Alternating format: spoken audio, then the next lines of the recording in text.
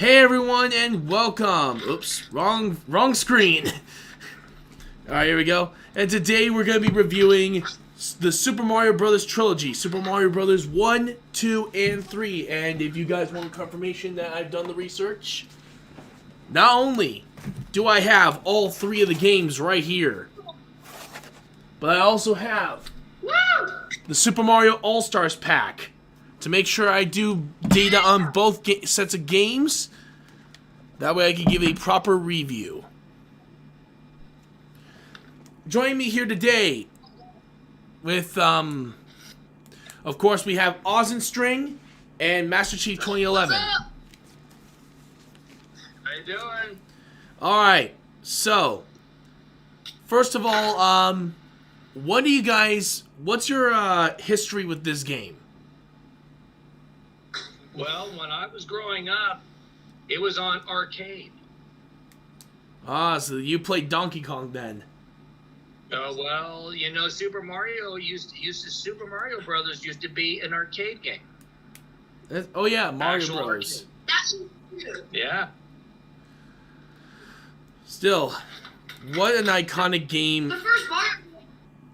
Yeah? The first Mario game I played was Super Mario Bros. 2. Not the classic one. It was like I forgot. It's like a DS game. It's a DS game. Oh, alright, so you played the newer version. Yeah. Yeah, these are the classic NES versions. And yes, we'll even sprinkle a little bit of... We're going to try to compare it to the remaster that came years later. But honestly, though, yeah, from my history is that these were the first three Mario games I ever just beat straight out. It was including even finding all the secrets. Wasn't easy, but it was definitely an interesting trilogy to start out with. But I'm very grateful I did. How you doing there, Phoenix Fire? How's it going, everyone? Hey, Phoenix Fire, how's it going? All right, so here's how the categories go when it comes to video games, and this is for all you also watching at home. That we have 5 categories. There is story, characters, music, design, and depending if we're doing movies and all those forms of media versus video games, one is atmosphere, the other is gameplay. But since this is video games, it's gameplay. So, Phoenix said DK is a fact with Cranky Kong, and the current DK is his nephew. And I'm great, guys. How are y'all? How are you, y'all? doing good so far. Well, Y'all's doing fine. yeah, for me, I'm doing better. But, yeah, I've already told you guys what happened in my particular case, so. But yeah, if you guys do want to recap, I was in a car accident. I'm fine. The other person was fine. Unfortunately, my car got the worst of it. Well, actually, I'm kind of glad because that means she didn't get seriously hurt. But yeah, again, also a big, huge shout out to the man who not only helped us through a lot of it, but I'm just really thankful for helping me during that time as well. Because seriously, I don't think I would be as good as I am if it wasn't for him. His name is Scott Lasher. Dude, if you're watching, thank you so much. Yeah, he's Washington State Patrol. Like the Yep. guy who created FNAF. Yeah. Alright, so. But yeah, thank you, Scott I Lasher. miss Scott. He's tired. Alright, He's tired. here we go. So, first of all, we're going to start with the first Super Mario Brothers game. And then we're going to go on to 2 and then 3. So, let's start off with story. Wait, after doing all of it? No, we're not going to do them all in order like story for all 3. We're just going to do it one game at a time. Okay. Alright. Yeah, because if we did all 3 like that, then it would be very confusing. Okay. Yeah. First of all, story. Okay. For a lot of you guys, this is a very simple story of guy saves chick. Pretty much standard fare when it comes to... Ah, shit. just standard issue storytelling at its finest. Especially for back then, though. Not to mention, it really did set some of the characters up at this point, such as, of course, Mario, Peach, and technically his name was King Koopa before being named Bowser, but, well, we didn't really care about that. But other than that, though, it's, Is this name still King Koopa? What? What? Is this name still King Koopa? No. They changed it as soon as Super Mario Bros. 3 came out, I think. Oh, actually, no. It was, actually, wait a minute. It was right around the time of Super Mario 64 when they changed his name completely. He was then no longer King Koopa. His name was Bowser. And same goes with Peach. Oh, yeah. Her name was technically Princess Toadstool. Now she's just Princess Peach. Yes. So it's definitely interesting to see just how much the games have changed, well, mainly with the character names. The only one that's ever stuck the same was Mario and Luigi. Those names stayed from the moment they were brought into the series. Oh yeah, don't forget Well, about if I'm gonna give my pre-score, I would give my pre-score a 50. Oh, pre-score? Oh yeah, I forgot about the pre-score. So, 50. What would be your pre-score for this game, for the first Super Mario Brothers game? Austin String? I'll give it to like 95.7. I wish we could go that high, but no. It has to be a score from 0 to 50. Oh, I'll give it to 45.9. So we'll say 46 then. Yeah. I'm going to go with 48, personally. I'm going to be in the middle. Alright. But yeah. Super Mario. Alright. Oh my god, he's reminding me of the Super Mario Brothers Super Show. Good Dude, lord. I actually watched it and I kind of liked it. I actually watched the show too when I was a kid. Yep. It never gets old. Alright, What they do now. so, Master Chief, what would you consider the story? Well, the story is very classic. Of course, it is basically hero finds damsel, saves damsel, pretty much goes up there, saves the kingdom. That is very much so. And that's really the premise of the whole thing. That's kind of the driving force for Mario to get through it. But, I kind of agree with Phoenix Fire on this particular one, is that there is a lot more to the story. Each world and each part of each world it's its own story. It's its own little side quests, I guess you would say, through the whole thing.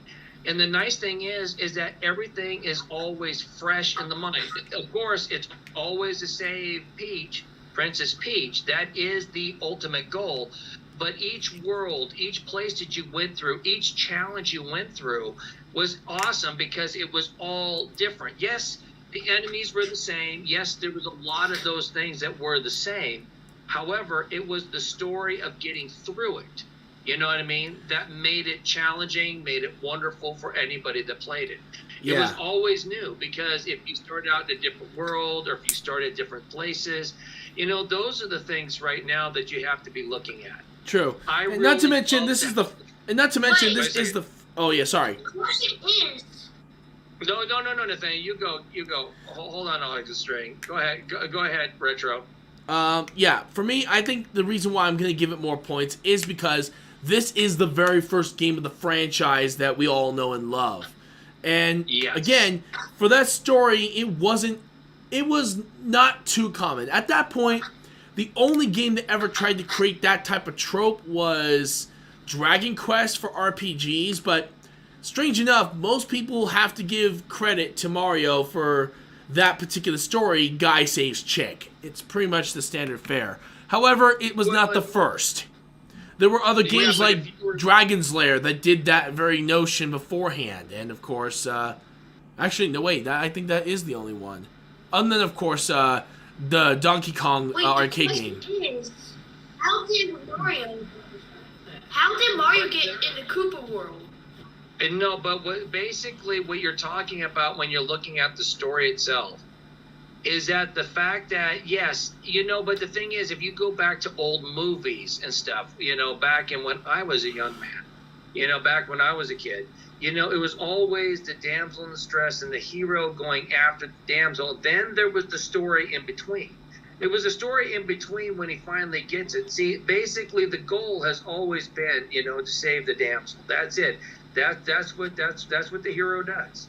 Mm-hmm. The hero does go in there and supposed to save that. But the thing I liked about it is when you went to each different world, it was always something different. A really big concept change to how video games were being played. You know what I mean? In a sense. That's true. It was a really kind of a big change. And it basically, it still used all of the same enemies. You didn't have to always think of something new. But it was just trying to go up there and making sure that each quest that you're on was going to get you ready to handle Bowser or King Koopa at the end. You know what I mean? Yeah. But actually, there's a pretty good point. How did Mario get in there? Get in the world? Exactly. That's actually a pretty interesting question. And yet, there are many people that have had many theories about Two things that. I got in the world. One, there's two things that they went to the world. One, in the Super Show, they were using a pipe. They were using a pipey thingy to fix a toilet or something, and they got sucked in. And there's one movie that been teleported. I don't know. There's like two things they went in, so we don't know how they get in. Okay, first of all, there's actually a third. It's just like anything else. If you take a look at how... Go ahead. Well, technically, there's actually a third if there's an anime version where he's sucked through the TV.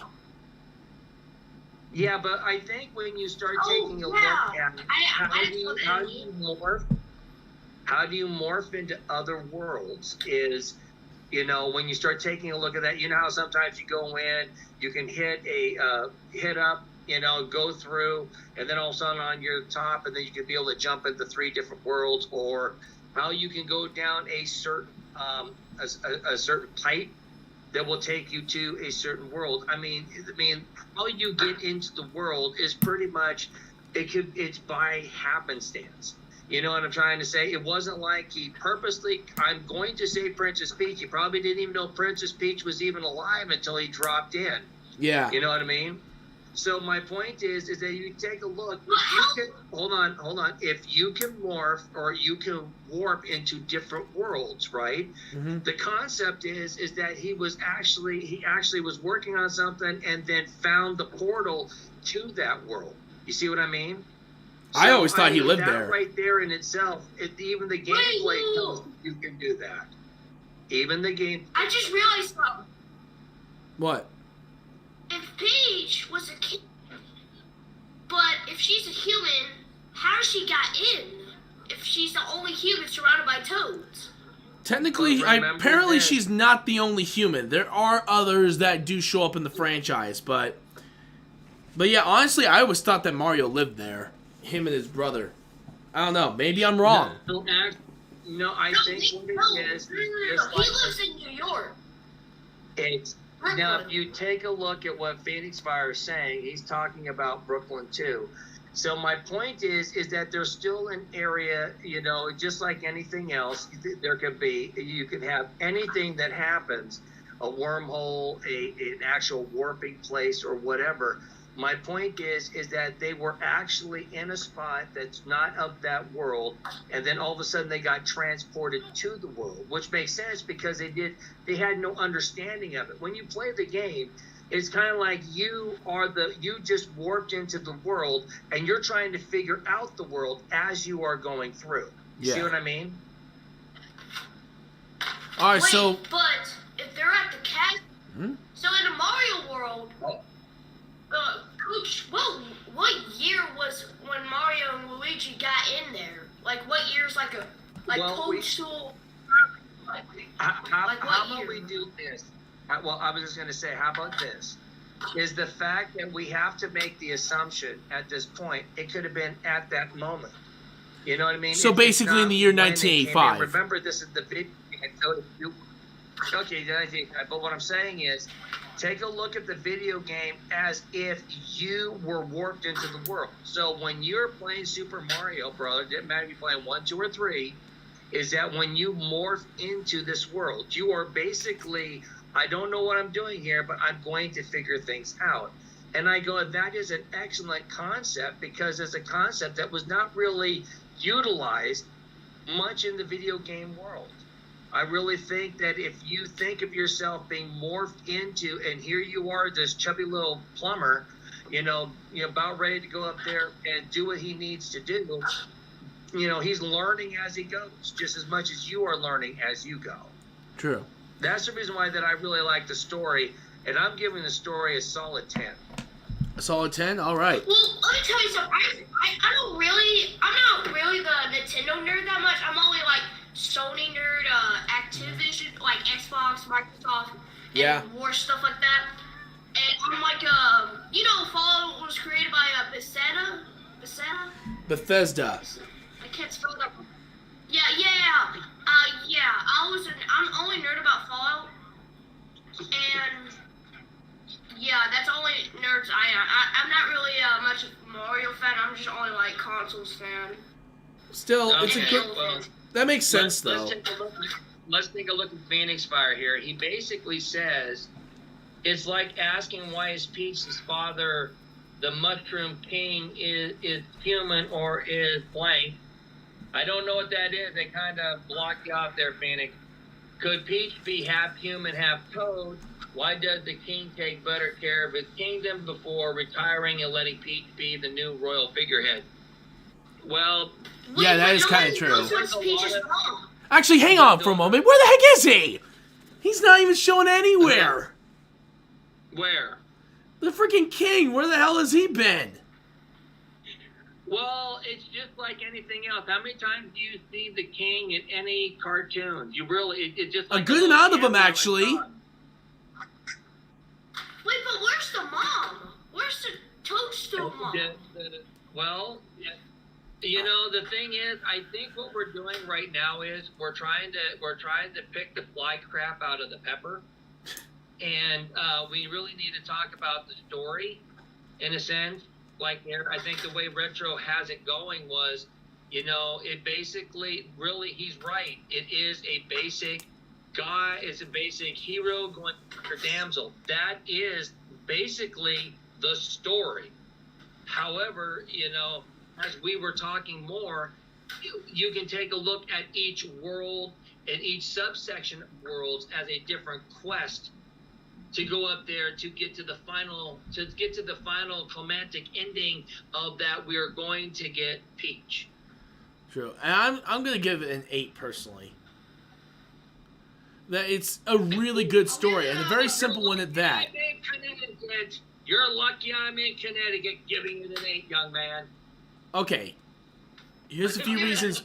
Here's a few reasons why. Because honestly, I do agree that it could have gone through that premise. Yet, why didn't it?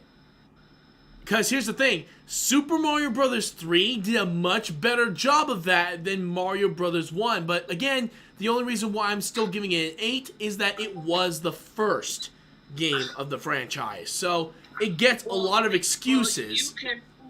But here we go. You go back to, you can improve on things each time that you exactly. go. Of course, when you get to Super Mario Brothers 3, it's going to kink out, it's going to get all the bugs. But let's take a look at the premise of the storyline compared to any other video game that you're really depicting at this point. It is basically very simplistic story. Guy saves girl. However, look at everything in between. A totally different concept. That's the reason why that I'm giving it a 10, is because they tried something that actually blew convention out of the water. All right.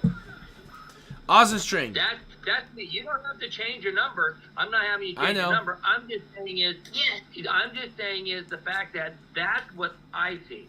I just see a very, very simplistic story that even the worlds that you're doing are still simplistic. The challenge is trying to figure out how to navigate the world.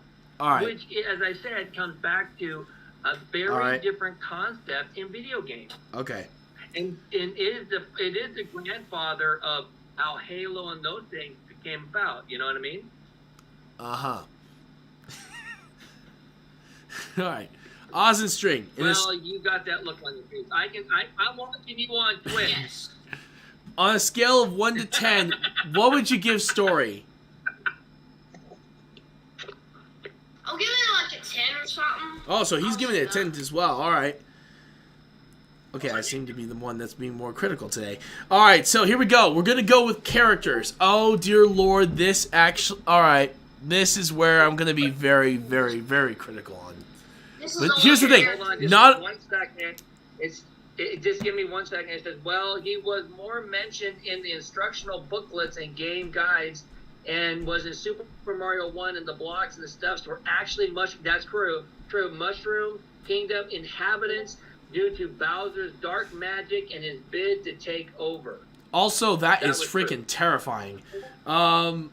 It is, and that is terrifying. I will absolutely agree. That was terrifying. Not to mention, if you count all the times I played Mario, I've killed at least about 5 million mushroom people. Every time that you hit a block, you killed a mushroom. Pretty much. I kill a toad. Actually, speaking of character... What was scary again? We're good. Yeah, you gave a Story of 10. Master Chief gave it a 10. I give it an 8. But now we're going on to characters. And I am going to be very critical on this one. Because of 2 key characters. Freaking Peach and Toad. Those annoying little... Well, I'm trying really hard not to curse right now. Let's just say I hate those 2 with a passion. Yet, it's also off-balanced with having great characters like Mario, Luigi, and Bowser in it. A fantastic classic villain. A fantastic dynamic duo. But yet, the Princess and Toad are just annoying as heck. Wait, what about the cat from Odyssey? Doesn't count. We're talking about the first game. Oh, okay. But yeah, for what it's worth though, I don't know. I just did not like Peach at all. And now, after all these years of saving her sorry butt over and over and over and over again for God knows how many entries and for how many decades, I think I can honestly say without a shadow of a doubt, she just needs to either just give up the whole position of princess and just go hide somewhere so that no one has to see her again, personally me, or outright just let Mario take over the damn kingdom at this point. Because seriously, he deserves at least he deserves a title, a position of power for saving her as many times as he has. Oh, okay. I'm just going to go up there and bring up one thing. Danger-prone Daphne has done it again. Okay, yeah, good point. All I'm trying to say is, that's what it's part of, right? You know, if anybody who's going to get captured, you know, damsel in distress, whatever, it's danger-prone Daphne from Scooby-Doo. Okay, yeah. You know what I'm trying to say? Yeah.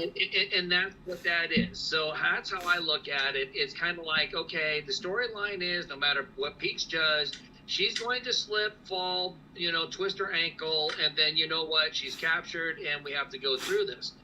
Because everybody wants the chubby plumber to win. I mean, that's all it is. Going up there, hey, look, you know, he's a chubby guy, and they want the chubby guy to win, you know? And it's good, you know? Mm-hmm. And that's what that is. But, you know, when you start taking a look at Toad, and you start taking a look at these things, in the first one right over here, they still really didn't understand what they had. They definitely understood what they had.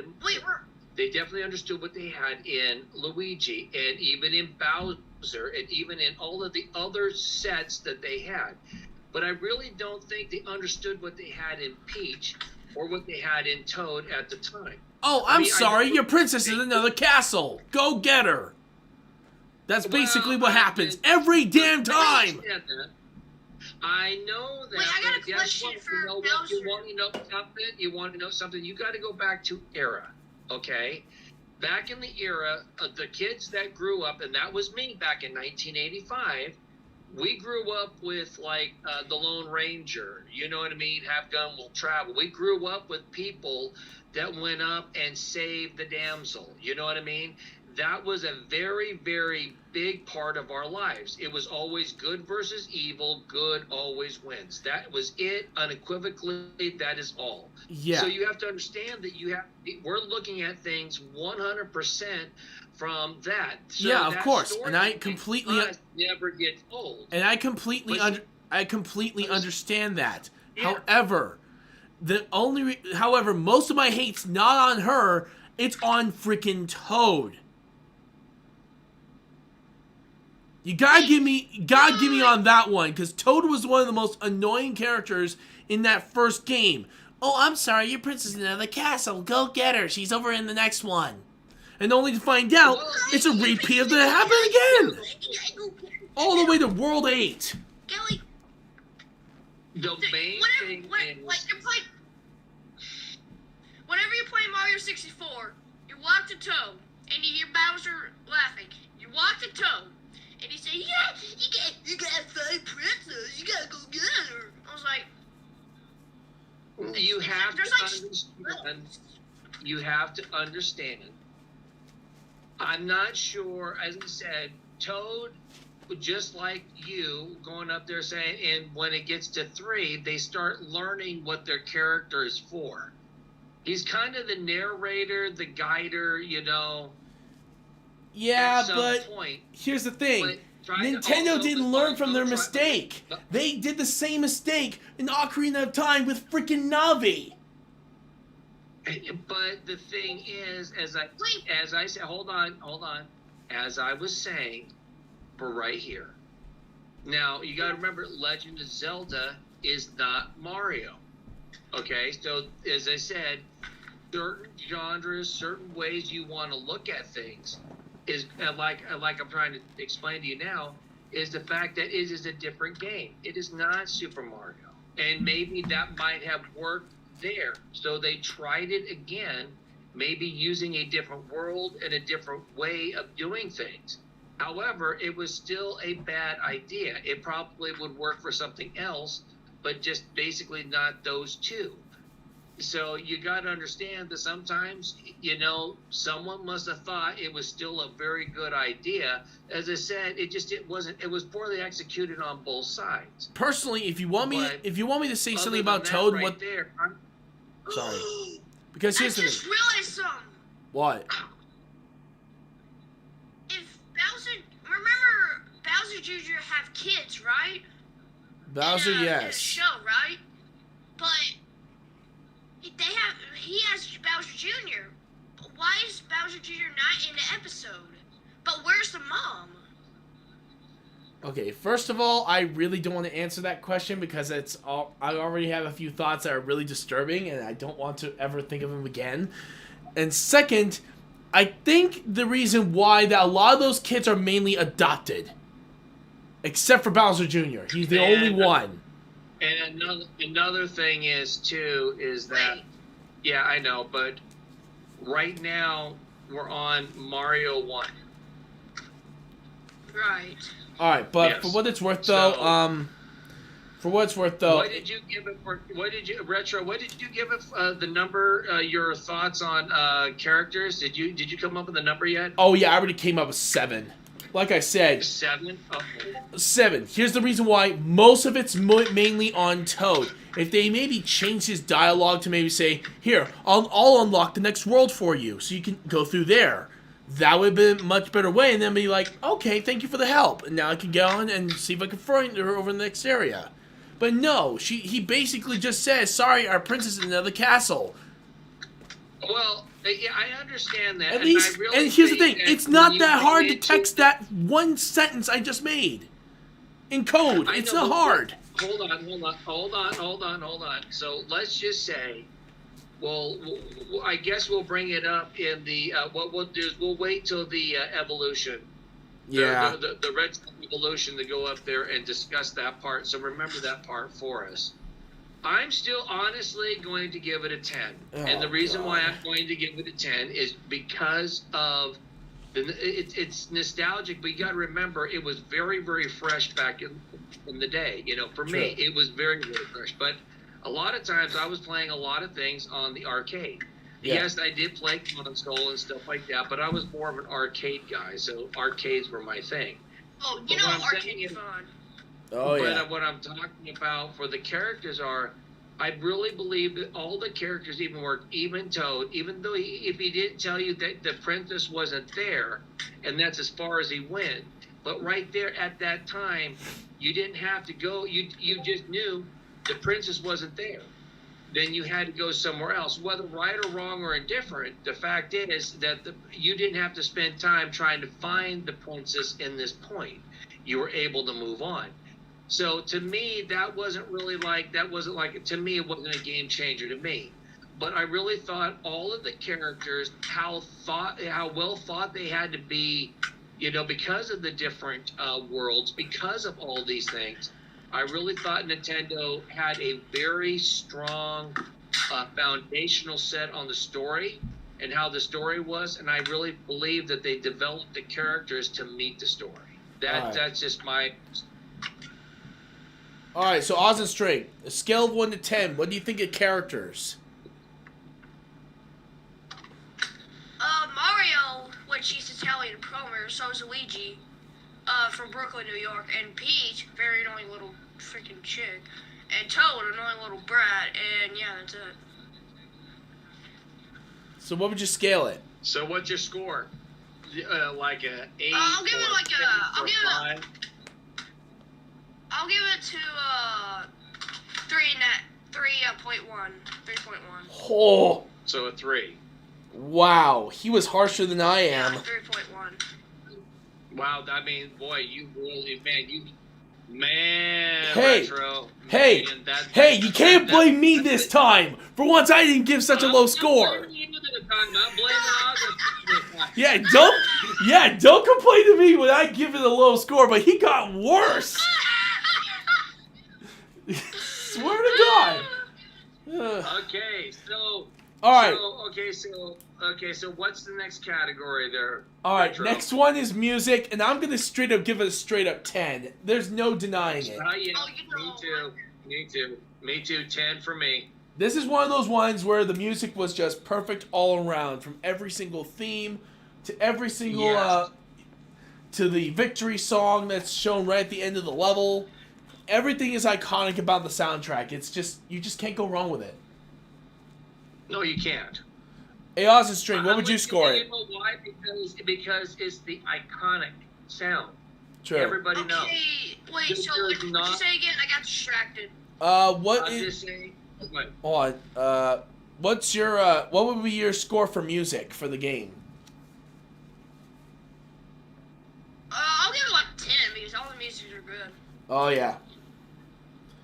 Alright, so we got straight 10s all around on that category. Yes. And the thing is that, you know, if you ever notice that when you start getting into the lava scene, like you're about ready to go to the castle, you know, and about ready to take on, and then the thing is that it really does get your heart to race a little bit because you know you're going in, you're going to be fighting all the flames. You know you're about to fight a boss. That's really hard to defeat. And you go to another world, or when you're doing the water world, there are so many different iconic ways to go up there and go through. And when you're talking about an 8 or 16-bit system, well, actually it was 8-bit at the time. So you're going up there and you're getting the best music that you can possibly get for a video game at that time. True. All right. Hey, Metro, remember that time I was trying to send you a music I like? Mm-hmm. All right, you can send them to me afterwards, okay, bud? All right. Here we go. Just send them afterwards. All right, so here we go. The next category is design. I'm still gonna give it a 10 because it was a game that really did change a lot of things. I'm still gonna give it a 10. Like the color music. How about this? What do you believe that made the change? You know, I guess we were leaving the Atari age. I guess we want to think something like that. Is that what we're thinking about? Well, basically, we had just left the age where, because this game came out after the gaming crash of '83, which continued on all the way into '85, and as we all know, it was a very dark time in our history as in the gaming community. It was a time when the market was so overblown with games after games. Basically, the only real game company that was actually making worth a damn was, of course, Atari. But we had companies like Odyssey, Commodore, Intellivision, ColecoVision. All these different consoles were showing up out of nowhere and were just trying to get in the video game craze. And it got so overblown because a lot of consoles were selling the same games anyway. It was like, what was even the point? Well, you have to understand, too, back in those days also, right? Let's go back to those days. The best game back in the 80s? The best game back in the 80s, if I was born in the 80s, I would totally play Galaga because that's like the best game you ever played. That is a very great game, and I played that on the arcade. Same here. My point is, what I'm trying to say is that when you start taking a look, like you can go get a Coleco game, or even Atari, you can play it on ColecoVision, you can play it on Intellivision, you can be able to do these things. But let's take a look at Atari never improved on the graphics of any of their games. They never did. Mm-hmm. And then what happened was it became stagnant. All they did was just hurrying up. We're going to be having this high budget. It's not really a high budget. We're just going to go up there and just basically produce a crappy game, and we're going to send it out. That's pretty much how that thing laid out. But now when you start seeing Mario, when you start seeing Super Mario Brothers, and you start seeing the first one, then you really do see a company that was actually trying to make it fun, but still make it adventurous, but still make it in a way that it actually improved on everything that was before it. Pretty much, yeah. So, and that is the reason why that Mario was the game that saved the gaming industry. All right, so what would you give the score then? I'm giving it a 10. 10? All right. I'm giving it a 10 because this is my jam. Yep, and so... And you know, it could be strawberry, or it could be a grape. I don't care. Just as long as that's my jam. All right, here we go. So, we're going to finally go into I didn't say what number. I thought you said 10. Yeah, you did. You can give it a 10. Oh yeah, my bad, sorry. No worries. Yeah, sometimes I lose track too. Alright, now we're going on to the final category for this particular game before we go into the next one is gameplay. Now, this one is pretty simple. However, I am only going to give it a 9, only because there's a couple of glitches that unfortunately have gotten me killed on every single time. But that's only because just that. It's only a minor issue. It is a minor issue. I'm giving it a 10 only because of one thing, is the fact that it was a very new concept in how we were going to be playing video games from here and out, right? So, I mean, because of the different worlds, because of the different challenges, because you can be able to use star for invincibility, you had the mushroom for your fireball and stuff like that. There are so many things that this game brought out, and the gameplay was smooth. I mean, it was smooth for its time. It was very smooth for its time. Yes, there were some glitches, and there were some things that made it off, but, you know, really, when you think about it, it was not enough to go up there and knock a score down for me. And as I said, which was really nice, there was, see, for me, being a guy who plays it on arcade, you know, I'm used to the joystick and stuff. I never really converted to the actual console, you know, the pads. It just never did anything for me. Not one thing. True. I just never could really get into it because I like to be standing up. I like to be holding on to things. Like that. Bless you. Bless you. Like that, I really like the fact that I can go up there and put my hand on something and hit buttons and go. True. That is the reason why that it's very hard for me to be a console player. All right. I'm more an arcade player. All right. So what about you, Austin String? What would you give gameplay? I'll give it 100 because, well, it's the best. Oh yeah, he definitely. Okay, yeah. So basically a 10. Got it. All right. Before we continue on, I am going to make sure. What sucks about Mario? Yeah. What's up? It sucks. It sucks. You have to start off 3 lives in Mario game. It sucks. True, but that also leaves with a challenge, though. But here we go. Let me see. I'm looking up my numbers right now. Yes.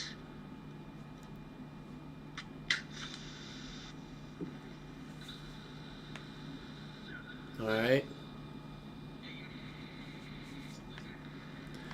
Alright, here we go. My original score I started out with was 48. My new score is 44. Yeah.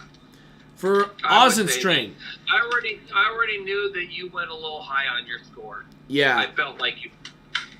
Alright, for you, of course, had 50, got 50. And then we have Oz and String, who had 46, and now the score is 43. Yep. Alright. Now time for Super Mario Brothers 2. What would you guys give a score of 1 to 50?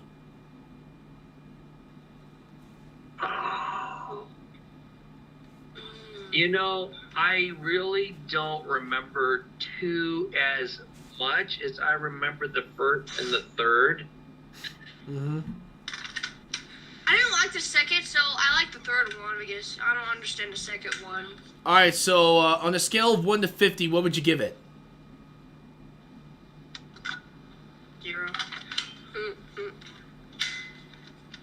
What would you give it? There, Retro. I'll give it I guess What would you give it, Ozin?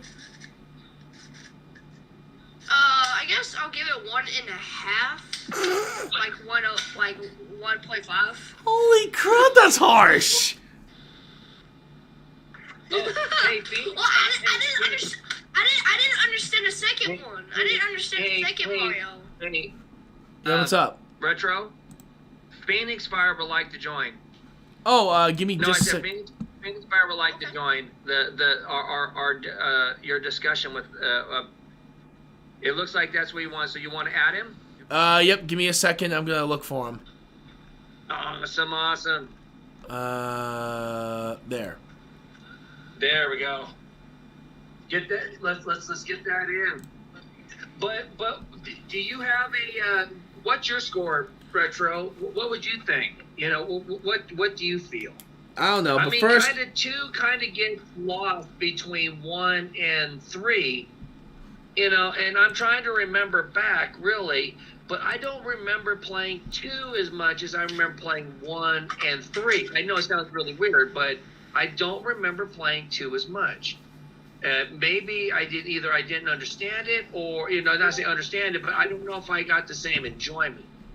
So, Oh, you didn't enjoy it. and plus I'm old, so, there's that. Yeah, I'm trying to Is ring he him up. on? I'm trying to ring him up. Okay. He's loading in.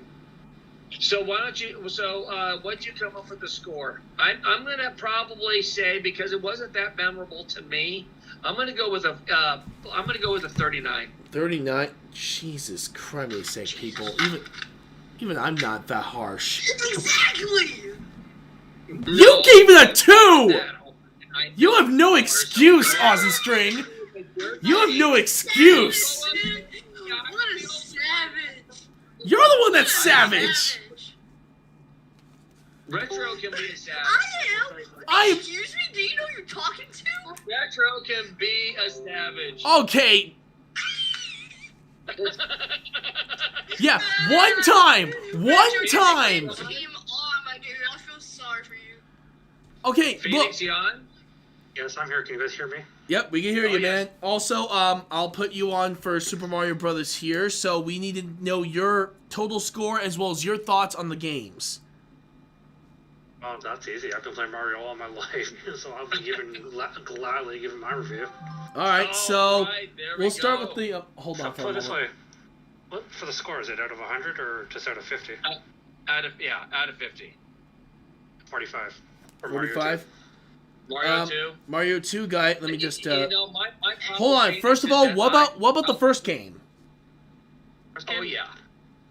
About 45 as I'll well, give it because a it 50. basically it introduces us to the mechanics, the main characters, the setting, Yeah.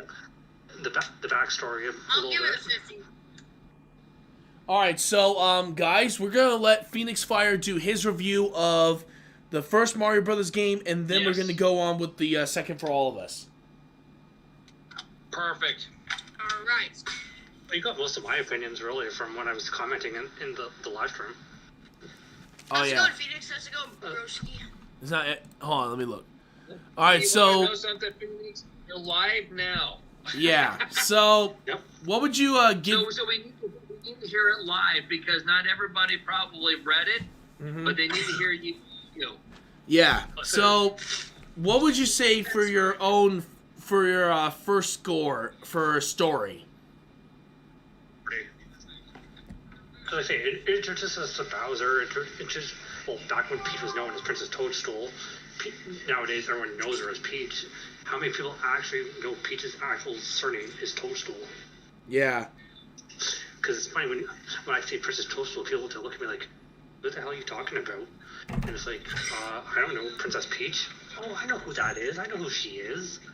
oh yeah, And it's like, you guys don't remember before called Peach and Bowser, they had other names before they were actually established, but the names we know them as now. exactly. Uh-huh. So it's like, you gotta remember, it's like, like I said in the chat, look at Metroid. For the most of that game, everyone thought Samus was a dude. It wasn't until when you beat the game, you found out Samus was actually female, and that was such a Are big you game changer. serious? Yeah. You Yeah, didn't- if you didn't know that, if you never knew that, No, I there you didn't know go. that. I'm looking up on my phone. Yeah. That's the basic reaction for every fan back in the 1980s. I'll say that right now, buddy. They call it Samus Aran. For the first Metroid game, everyone thought Samus was male, but it wasn't until you beat the game in a certain time you find out Samus Aran is actually female. Yep. I'm done quitting Mario now. No, I ain't. No, wow. I'm not gonna lie. When I first found out Samus was a female, I'm like, no, that's gotta be a dude. Samus, Yes. it's a guy.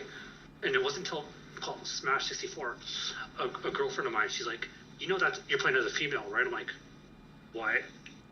It's like my jaw dropped. Like, I'm just finding this out now after Yep. all these years. Yep, she's Wait, you technically. know the bunny dude from Skyfox? Yeah, he voiced, what was that guy's name again? He voices Soldier in Team Fortress 2. And going for your discussion Yeah, about he for passed away. Toad, and going back to your discussion about Toad, I'll be honest, yes, he was annoying as fuck. Your princess is in a castle, but it was a way to keep people to play the game to beat it because they wanted people to see how the game ends. And True. it wasn't to be a dick move, but it's just so people will just keep on playing. It was just to give that encouragement, like you're almost done. Keep going. You can do this. You're gonna love the ending at the end. True. But, yeah, what would you give a score for each category? Because there's a scale of 1 to 10 for each category. Well, characters, I'd probably give them about 8 because they were back in the day. They didn't have that kind of technology to go completely all out for graphics, and they were limited. Of course. What about But, story? like, 8. Story, like I say, about 8 as well. Alright, another 8. What about music? If you're talking about for music, I'll start now automatically 10 because if we didn't have that iconic 8-bit music, how would anyone know who Mario was? True enough on that. What about design? About a 7. I don't know. A 7? Alright. I don't know. Because you know they knew what they were doing. They were all set. They were focused. It's like they had something in particular planned, and they pulled it off. And what about gameplay? 101 in 2051. Yep. Haha, funny. About 7 as well. No, seriously. 7? Because some of the gameplay mechanics, like again, I get controls were limited and budget was limited for what they could do and what they couldn't do. But sometimes like you felt like they were one-sided. Like you wanted to do a certain thing, and it's like you did it previously in the last level. Like, why can't I do it again? And we'll let you. Like, what the hell? According to Google about Toad, he said he's a humanoid. Okay, did not know He that. said he's a humanoid. Come here, sweetie. Hold on I think it's for funny how this. it wasn't until the instructional booklets.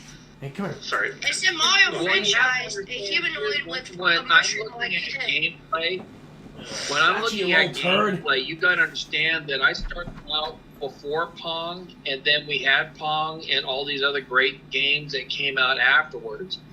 So you have to understand, for me, I guess because of the fact that being much older, that it's, I'm looking at it from a standpoint of, look what I had to grow up with, and then every time you move forward, each gameplay mechanic was getting better and better and better.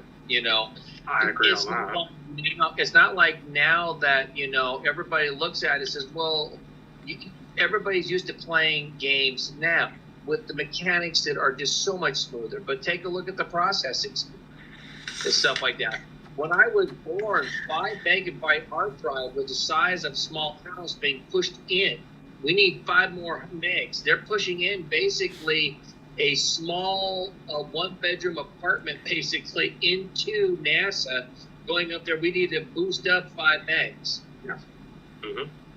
So my thing is that it's, for me, gameplay never really changes too much in the sense, because everything was new and everything was wonderful, and it wasn't necessarily critiquable because of the fact we basically just came from Atari to something wonderful.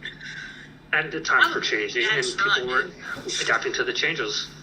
Yes, and for us, anything that was better than the last one, that was it. Now you guys can be actually very critical of everything. That is, I think, the reason why you have the consoles are actually starting to become even better for what you need. And that's because your generation was a generation is doing a much better job of taking them to the fire. While my generation, we were so much in awe that it was not Atari that we didn't know what to do with it. True. Mm-hmm. All right, Very so Phoenix Fire, your original score you gave us was 45. Your now total score for Super Mario Brothers, 40. Oh, not by much. Not by much, but it was a surprising decrease. Who would have thought, huh? True. Oh, trust me, we've had moments where we. Oh, trust me, you should have seen one of my scores. It went straight downhill one time. Retro, I've seen some of your reviews. I've been part of them. Remember? That's true. Oh yeah. Basically, a good example. How'd you like his one for what was it, Independence Day 2? I don't think I've seen that one, but I remember him do. Was it last month when you did? Was it Friday the 13th? Bless you. I remember. Wait, what was the game again? What was it again? I remember you doing Friday the 13th. Like, say, was it a month ago? Oh yeah. And I was giving my insight to that, and I was also giving. Oz is string. Why don't you mute yourself for a second, please? Thank you. When you did Nightmare on Elm Street, I remember doing my input when you were doing that too. So I know what you're talking about for when your score goes up and down, up and down. Oh yeah, I think there was one time I. Yeah, because you know what, Phoenix Fire, both Pugging Meter and Billy Peddle would like you to come on when they do another horror set with Retro here. Yeah. Because you really made that go for them. They really liked your input coming in, basically for the Friday the 13th. Like I tell you, this is funny. I've never watched a Friday movie except the reboot. I've only played the game. But yet, I've been on the Friday Wikia, and I've read every Wikia article on every character, every death, No. pretty much everything about Jason. Watch all of them. And it's like, I pretty much got everything in the movies in my head. Like, I know I'm going to watch them eventually, but just reading every bit of knowledge on the Friday Wikia for everything is like Everyone that's hard. thinks Freddy Krueger's better because he hunts your dreams. But I think Jason Voorhees better. There's different. You could say there's a difference right now. Yeah. Yeah, basically, Jason died as a child. Freddy was a child molester that got attacked.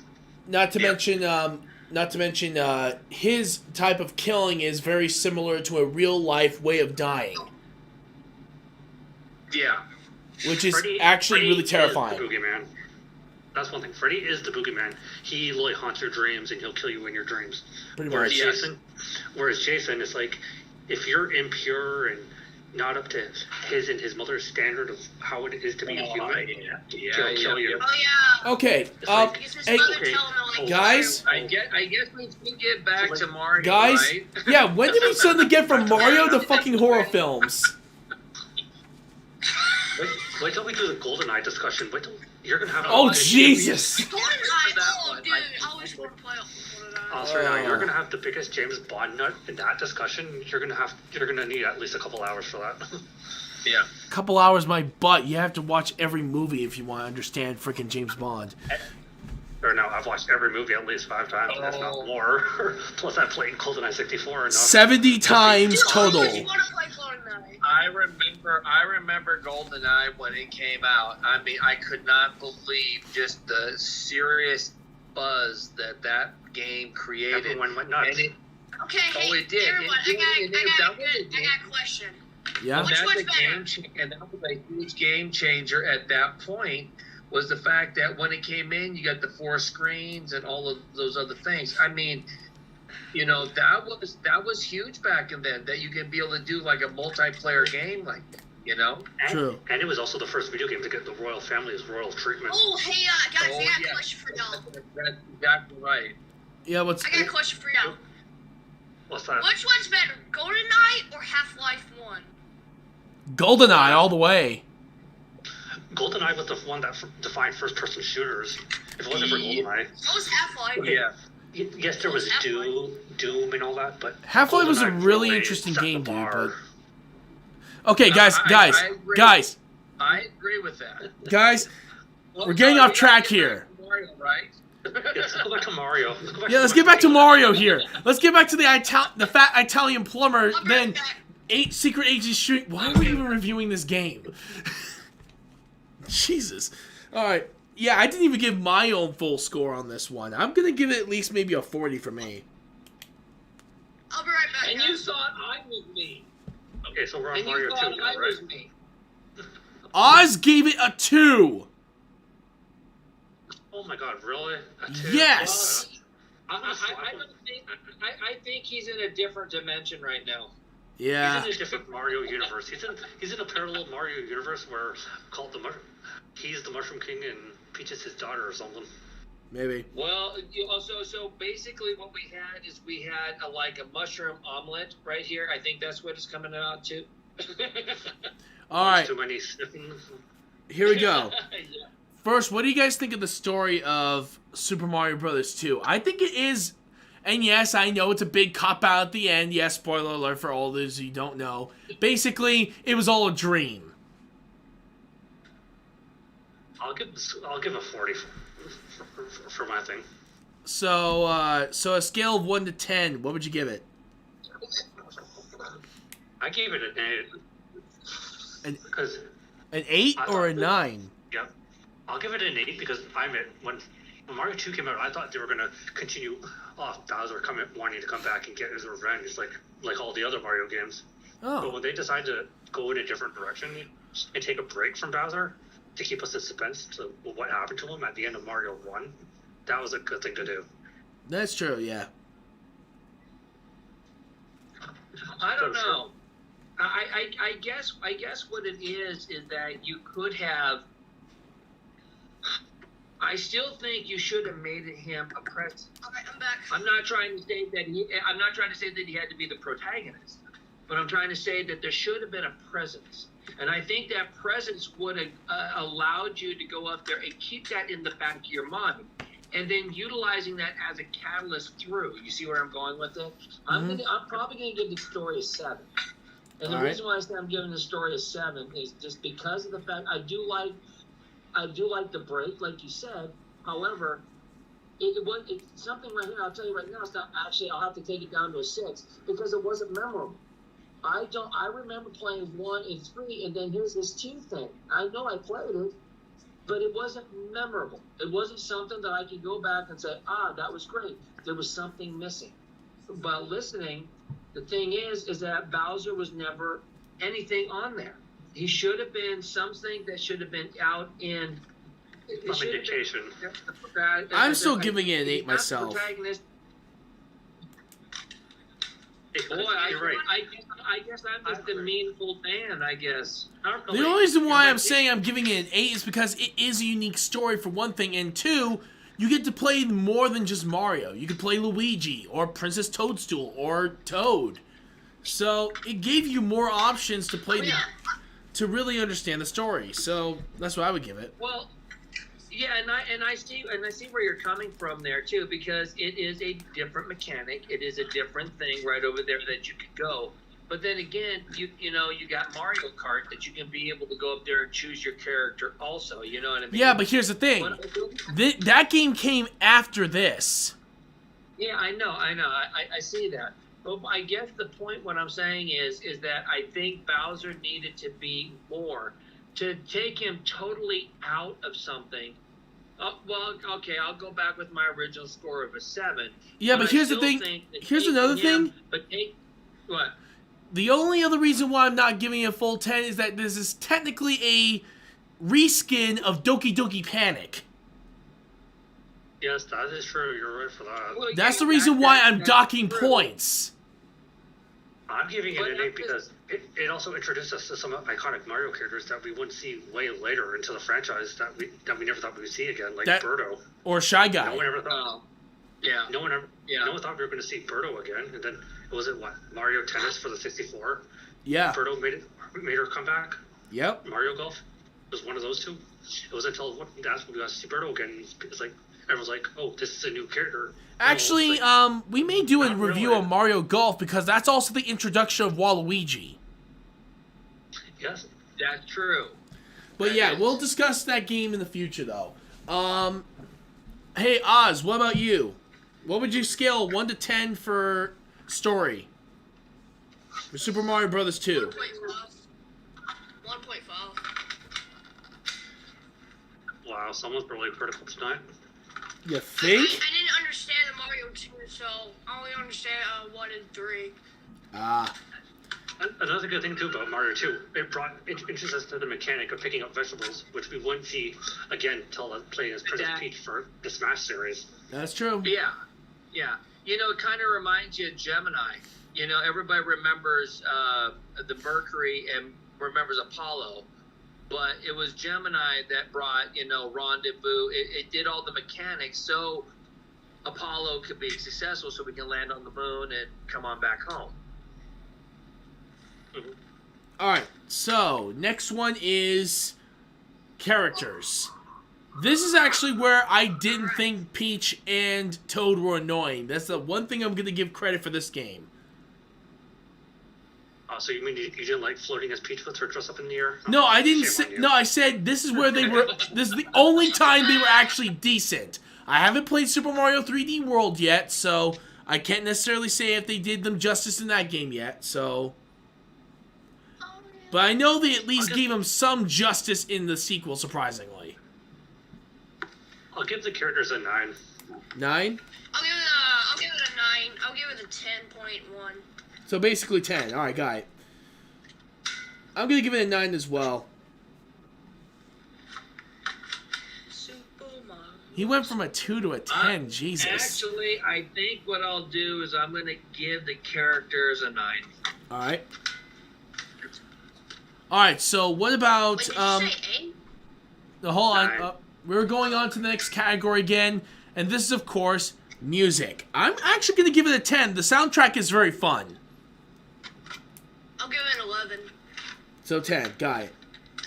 9. So we got a 9. And what about you? I like the music. I like music in all of it. in all the Mario games. I think that they've always seemed to be able to nail the music to what they're doing and what they're trying to do and stuff. And even if the music might not 100% play with it, you know, but it still makes the you know, your quest or your challenge go that well. So I you know, I'm gonna have to break down. I'll have to give it a 10. All right. I thought about to get a 1 for a second. I was about to say, boy. You're the one who gave it a 2 for story. I'll be honest, right now I noticed lately for some Because of the I Mario don't games. understand the second one, Retro. I'm giving you a hard I time. noticed the newer Mario games lately. Yeah, I'm upset on the balcony. Sorry. Yeah. I don't I'm care on if the you most don't private change place. me. So here's the thing.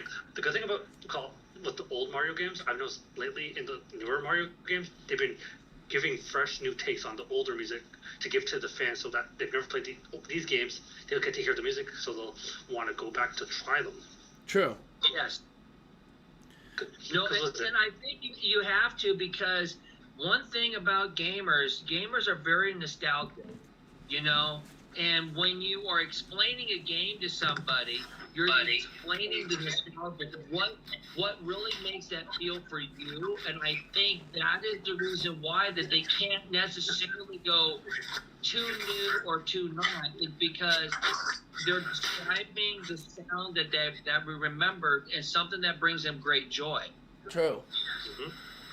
And plus, all these companies right now, with all these reboots and remakes and whatnot, Yeah. they want to capitalize on that nostalgia. They want to cash in on it while they can. True. Oh, no, I absolutely agree with that. Hey, Retro, what'd you give that score again? Did you give it a 9 or a 10? I gave it a 10 personally. Yeah, I agree. Hey, Oz and String, something's wrong with your audio. You alright? Yeah, fine. Wow. Because you have a lot of backfeed coming in through you, buddy. Yeah, there's some backfeed. There's some backfeed that's hitting you pretty hard. Oh, yeah. Sorry. No worries. Alright, there we go. There we go. Alright. It's on file now. Alright, here we go. Now it is time for us to go on to design. I actually think the design really improved in this game. Hands down, without a doubt, 10 for design. It was a big step from the 8-bit graphics from the original.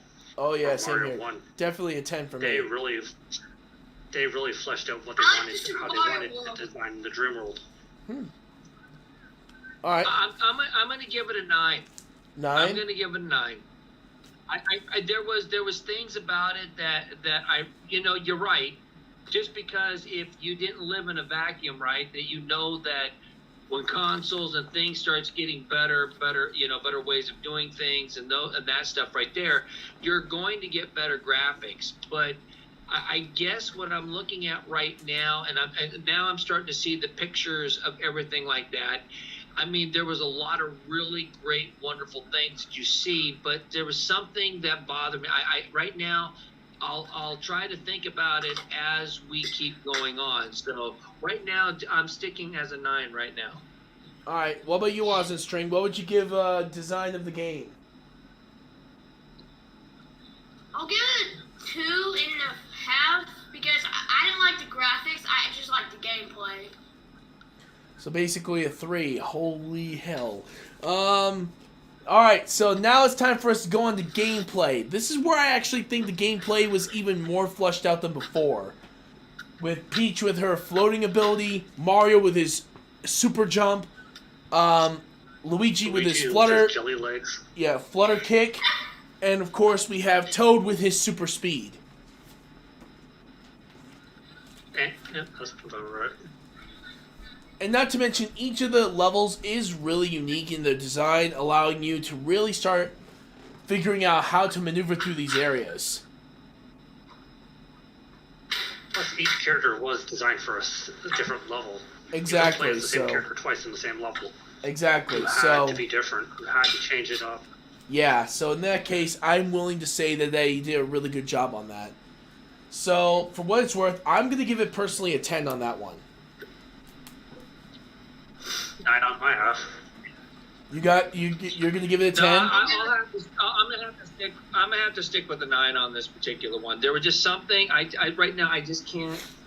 I'm trying to replay everything, but I just can't give the reason yet. I'm hoping that I'll give the reason further along down the line. All right. Actually, no, wait. I'm giving it a 9. I'm sorry. I just have to give it a 9. I just remembered something. Other than of course King Toad. King Wart. I Spoilers. did not. The other bosses were just basically facing down Birdo. I think Birdo was the most iconic boss of Mario 2. True, but she was the only boss until King Wart. There was other ones too. The Hydra was interesting. Didn't see that one coming. Or Mouser, his infatuation with bombs, thinking he could bomb Mario up, which failed drastically. Oh yeah, I guess you're right. There were those two, but that was it. The So giant crab is like that kind of reminds you of the original Mario arcade game when Mario's in the sewers and he has to attack those crabs and all that. That's to get true. points. all right, Oz and So I think String. that was a throwback to that. Oz and String. What would you give gameplay? I'll give it 10.9. All right, so 10. Got it. Phoenix Fire. We didn't hear yours yet. 9. 9. All right. All right. So now that we're done, I'm gonna add up the scores and see what we got. All right, here we go for Phoenix Fire.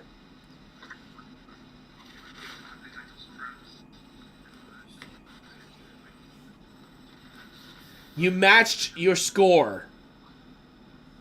Oh wow, yay. 10 out of 10, perfect.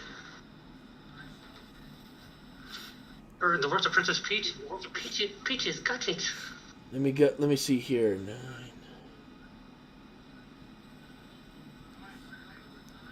My original score was 40, but now my new score is 46. Oh, you're on my There's a score big then. jump for you. Yep. For Master Chief. His original score was 39.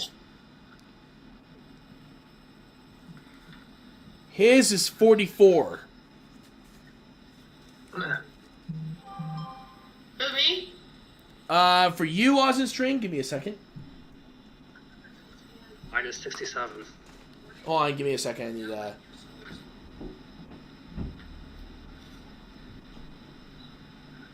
Okay. We'll round it up and make it even. Mine is 60.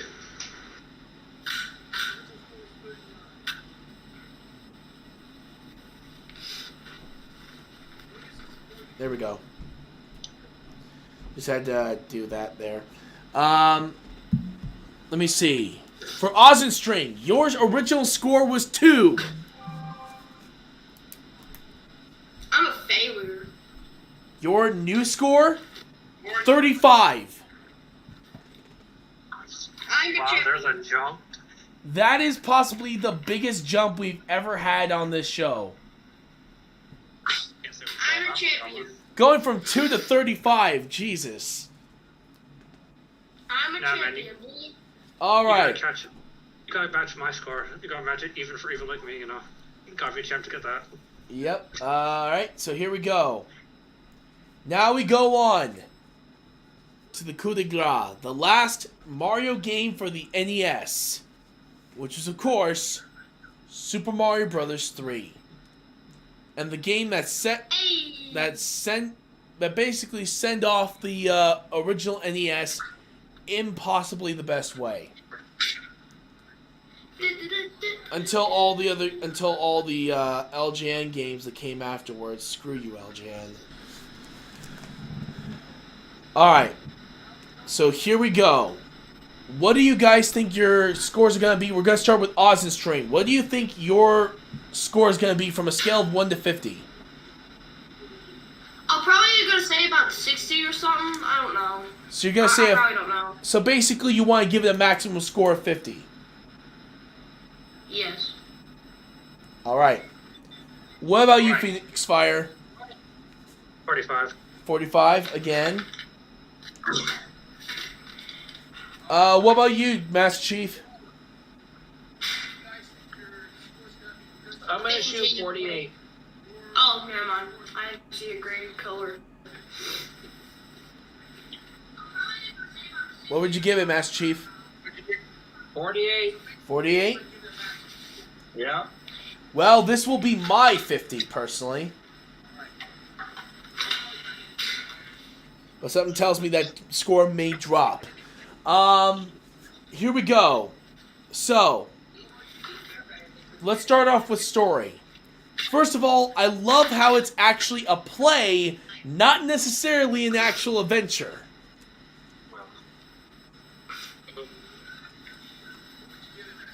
Wait, should we talk about the menu of it?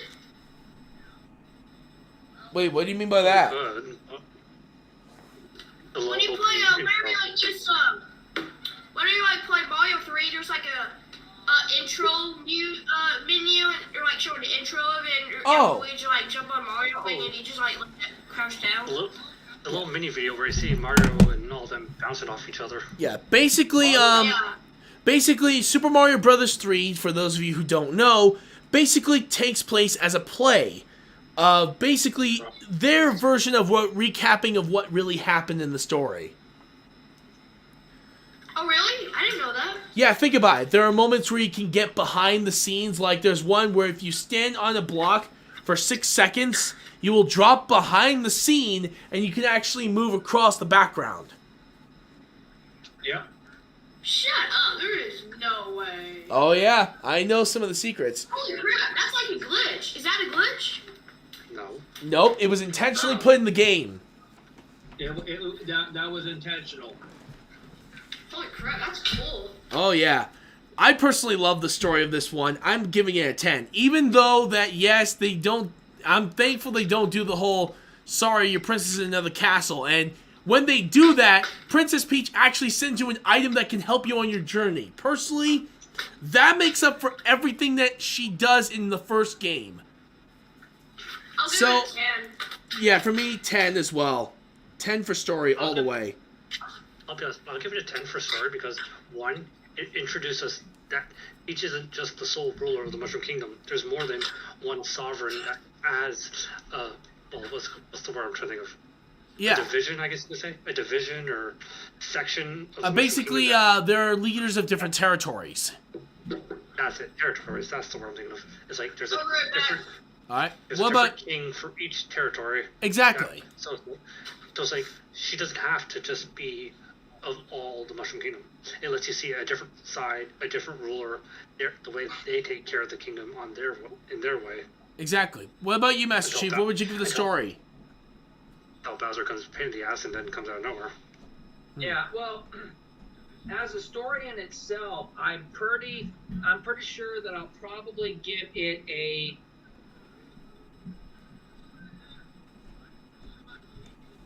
I'm gonna give it probably and I'll give it a 9. Why? A 9. Why?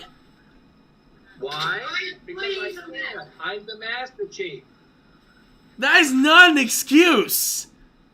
That's not a valid Mario universe reason. Exactly. Well, it is for me because anytime I can go behind the scenes, it was intentional. It was a play. That's what they were doing. Even Bowser was in on it. That's funny. Hello.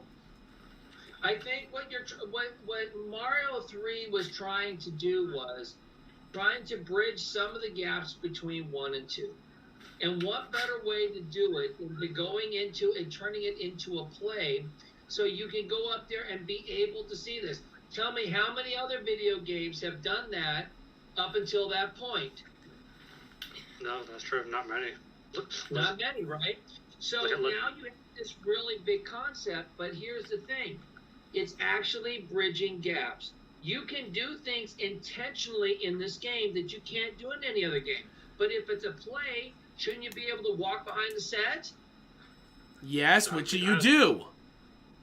So technically, it followed it. Even the gameplay itself followed it as you were on a set. Yeah, but here's the... Definitely. Yeah, but here's... And also, one more thing. I had to discredit you on that particular statement of saying that it bridges the gap.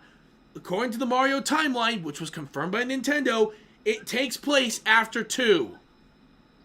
Okay. Well, isn't 3 after 2? Pretty much. And you said that it takes place Okay. in between. But what we're trying to say, even in the universe itself, it still bridged the gap between 1 and 2. And if I added 1 plus 2, you still get 3. Oh, Jesus Christ's sake. What I'm also trying to say is, even in the timeline that itself, how do you figure out the timeline unless you did not have 3? Mm-hmm. Vote if I should kill this guy. I'm kidding. Just remember when I get home. Alright, so here we go. Next one is, of course, characters. Alright, now this is where I am going to improve my score from the first game. Because, Okay. for what it's worth, when Peach is captured, she at least tries to help you, for God's sake. Oh, And for yeah. Toad, Time. Toad actually acts like a guide for once. Telling you the situation, what's happening, and to let you know how to defeat the villain. Thank you. For at least being useful, Toad. Oh yeah, just letting you guys know, I'm probably not gonna be here this long because I gotta go to the theater, so I probably won't be here this long. So yeah. No worries. But No worries. There you go. yeah, but then if we take a look at Bowser, he returns as the villain. Pretty freaking cool. And of course, it's still Mario and Luigi working together to stop him. We were introduced to the Koopalings. That's right, we were Okay. introduced to the Koopalings, adding them as a new batch of characters, which are now iconic to the franchise. And it still leaves you with the unanswered question. Are they Bowser's children? Are they some kind of weird distortional clone of Bowser? What And are of they course- officially? And one more thing, this game is also a product of the devil. I think How the so? milkman beat Bowser home. Also, I'm making a reference to AVGN's episode when he reviewed this one. Okay. But also, another reason why is that I did play the game again, and actually, I did see a lot of the references he was mentioning, and it was actually kind of scary. Okay, so I have to mention one thing here. What? Everybody keeps going back and talking about how somebody has to be useful, okay? How this has to be useful, how this has to be useful, okay? Let's get back to my day. My day, we were shoving quarters in, and you had to figure it out on your own. No one was being useful for you. So the game in itself in Mario 1, even if the person told you that, sorry, the princess is not here, we understood that, computed it, went forward, and figured it out. We didn't need, well, you know, if you take 3 steps here, 5 steps over there. That's you're not to the what left I'm here, saying. 35 degrees in. No, but what I'm saying is that most people nowadays need these things. This is the new style gamer. Back then, it was just like, he's not there. Thanks for the tip. We're moving forward. That is a tip even for us. So what I'm trying to say is, generally speaking, you know, when you're talking about the different generations over here of gamers, we just took a look at it as, okay, and went forward. That's all I'm trying to say. It's just different. You guys will be looking at things that you need something that's going to make a little bit more guidance. We take a look at things like, you know, well, he didn't really say anything. Well, he said plenty. She wasn't there. You see where I'm going with it? It's just a different generation. All right. You know? So all I'm trying to say is, even though there's something that might be critical for you, is not necessarily critical for me. I'm not going to go up there wondering, where do I need to go? I just got to figure out, how do I need to go? All right. So that's just generational differences there, but but it doesn't make it right, nor does it make it wrong. All right. You see where I'm going with that? All right. So what would be your guys' scores? As character-wise and stuff like that, knowing that it's a play and knowing what they had to do, and stuff like that, I'm probably going to give this a 9 still, for me. What about you, Phoenix Fire? 9. 9? Oz and String, what about you? 9.5. Alright, so basically a 10. I'm going to give it a 10 personally. Okay. Alright, next is music. Alright, this is an automatic 10 for me. There's no question. 10. And Yeah, yeah, let's just skip this particular part. We already know it's 10, so let's move We on. already know about the music. Yeah, let's just move on. Because, good lord, the music is amazing. It's perfection. Perfected Mario. I don't really care. It's amazing. And it's it's like Mario what 3. Phoenix said. It's like what Phoenix said, is that the fact is, without this iconicism that comes with Super Mario Brothers, I mean, just listening to it takes all gamers back. Every new gamer knows this sound. True. Another thing too, with Mario 3, is I think Mario 3 is the most iconic soundtrack in the whole Mario universe, because nearly every Mario game has some bit of Mario 3 in it now, and it's like, everywhere you look, it's like, just if you listen closely in Super Mario World, you hear the odd snippet from Super Mario 3 in it. Super Mario 64, there's a snippet of Super Mario 3 in it. You just gotta listen for it. Yep. So it's like Mario 3 was the iconic soundtrack that basically defined every other Mario soundtrack since. True. And I bet you, because they used it subliminally, in a sense that it always brings out that nostalgia for any time you play a game, that would make absolutely and total sense right there. True. Because what that does, it definitely hits you, and it makes you want to play the game more. It makes you want to play or be around Nintendo more, because they're putting that iconicism into each of their games. You know what I'm saying? It's like Legend of Zelda, the Hyrule theme. Yeah. It's like that's the iconic overworld theme.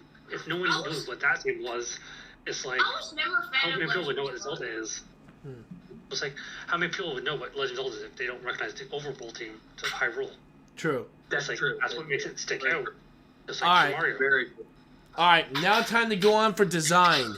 This is where I think they really upped their game even more than the previous. It gets a 10 for me. 9.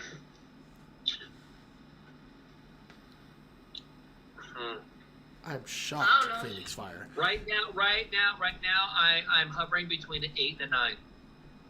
What about you, Austin just String? hovering. What would you give I'm gonna design? give it- you know what? I'm giving it an 8. I'm giving it an 8. I'll give it to 9, I guess. Alright. Am I the only one who gave it a 10? Jesus. We'll give you a treat later. I'll give you a cookie. I got it done. Oh, ha ha ha! Very funny. Good No, lord. I'll be honest. I Alright. got a dozen s'more. Alright. Alright. Sugar cookies, so I'll give you one. I'll be nice. I'll share. Ugh. I'm only sharing with you, no one else.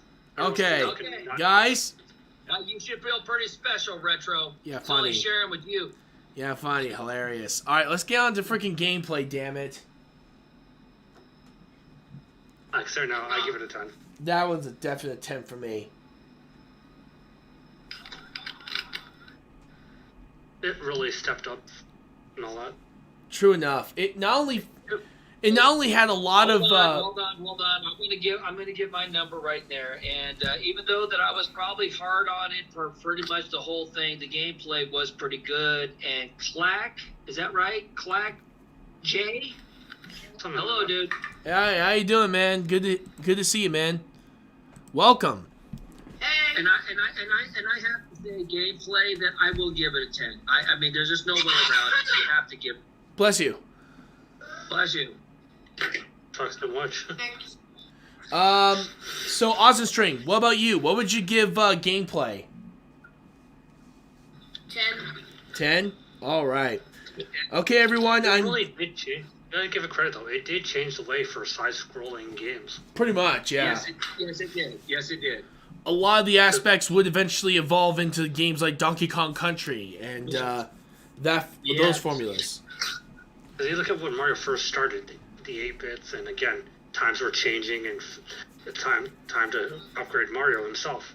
True. It was like they wanted to keep pushing that envelope to see how further they can go with their limited capacity and capabilities. True. Oh yeah. All right, hey, here we go. My score matched mine, so mine was a 50. For Oz, or Oz and String, your score was originally 50. Yours is 49, so not an entirely major change. For Master Chief, your original score was 48. Your score now is 46. For Phoenix Fire, your original score was 45. Your new score, 48. Wow. Yeah.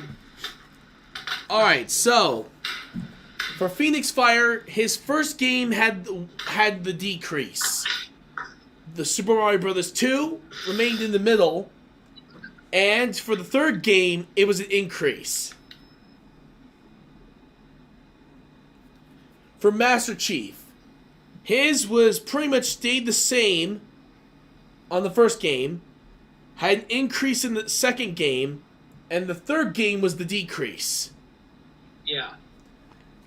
For Oz and String, he had a decrease in the first game, a major increase in the second game, and a decrease in the third game. As for me, I had a decrease in the first game, an increase in the second game, and I matched it in the third. So that's definitely some interesting changes there. Alright, Yes. now we're going to go on to Retro Evolution. And this is where I basically asked the question, if you guys were given full creative freedom to develop any of the games I mentioned, how would you do it and why? However, there's always a rule. If one of you has given it a perfect score, you are not allowed to give any of your opinions. So, for the first game, that means Master Chief, you are not allowed to talk for this particular game because you gave it a 50. Wow. And, hey, I can't say anything about Mario 3, so I can't say anything at this point. But I will say one thing, and it will cover all three Marios. Bring in Rare. Okay, That's all I'm saying. okay, that would be pretty interesting. That's just me. That's just me. If you had Rare there for all three of the music, would it even be even more iconic? I would think so, That does but make you wonder. here's the thing, though. They have their iconic Donkey Kong trilogy. I think I'm fine with that. Yeah, I'm fine with that too. But I'm just thinking if Rare had the opportunity to do Mario Brothers, Super Mario Brothers, I'm just kind of curious what they would have came up with. Honestly, Here's the question, though. It makes you What? wonder. Would this be before Graham Norgate, Grant Kirkhope, all them before they came? it would because remember, Rare was also responsible for the creation of some pretty bad Killer games. Instinct. Who Killer Framed Instinct, Roger Cyberpunk. Rabbit, Mad Max, and of course, Battletoads, one of the worst multiplayer platforming games you'll ever Don't play. get me started on Mad Max, dude. That game's But boss. I guess I'm not looking at it for anything else but the music. I'm just only using Rare for the music. Okay, so you're basically saying N64 era. Okay, got it. Oh no, you remember Rare did Donkey Kong Country. Yeah, but The the people you're talking about for the music, actually, no, wait, no, okay, yeah, I could see that working then, You yeah. see what I mean? That what I'm saying is that Rare came up with the music. I'm just using that part of Rare. What would Super Mario Brothers be like if Rare did the music? Just the music, not the gameplay. All right. Just the music. So that's the question for the music. Would it be the Grant Kirkhope composer era for Rare? Or No, would it be that was before N64, dude, not Super Nintendo. No, but we're going Super Nintendo time. But don't forget, Grant Kirkhope, now he's I like the he's battle being tilt, the considered dragon for thing. I think that's for what it's Donkey called. Kong and all Double that dragon. from back in the day. Yeah. Even So that's what I'm saying is that if he was and that was what he did, then I guess that's what I want to apply to the 3. But I'm done talking about 1. I just want everybody to know that hit across all 3 of mine. That was one of the things I wanted to bring up. All right. For me, I guess Okay. one of the major improvements is maybe change a little bit of the dialogue in Mario 1. That's all I would really majorly do. for Mario 1, I'd give a palette swap for Princess Peach, similar to how you can color swap Mario to Luigi. That's true. Giving us like a sneak peek of what it was like for being met Daisy. Like maybe give us a sneak peek of what another princess will look like for Luigi. Okay. We got green for him, and Mario was red. All right. Like why not the color swap for the princess? All right. What about you, Austin String? What would you change? I got distracted by someone. What'd you say again? If you were given full creative What were y'all freedom, talking about? if you were given full creative freedom to create Mario Brothers or change anything about Mario Brothers, what would you change about it and why?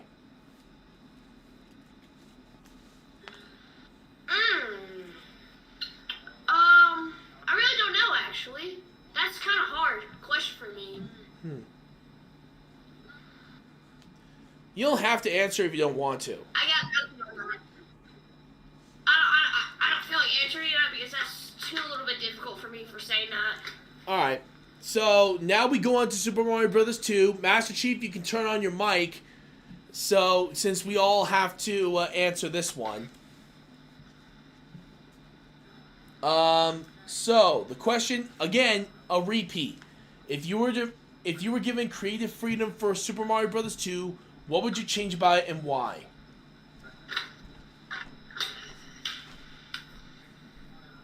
I think he's AFK or something. I think he might.